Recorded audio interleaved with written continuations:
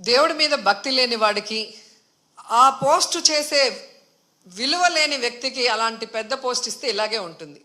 ఆయన ప్రెస్ మీట్లు పెట్టి రాజకీయం మాట్లాడతాడు, జగన్ గారిని తిడతాడు. కానీ ఒక టీటీడీ చైర్మన్గా తన బాధ్యత ఏంటి, వైకుంఠ ఏకాదశికి ఎలాంటి ఏర్పాట్లు చేయాలి, ఈఓని, ఎస్పీని, కలెక్టర్ని కలుపుకొని కోఆర్డినేట్ చేసుకొని ఎలా వచ్చే భక్తులకి అన్ని సదుపాయాల్ని, సేఫ్టీని అందించాలన్న ఆలోచన ఇతనికి లేదు. ఇన్సిడెంట్ జరిగినప్పుడు కూడా హైదరాబాద్లో కూర్చొని ఉన్నాడు.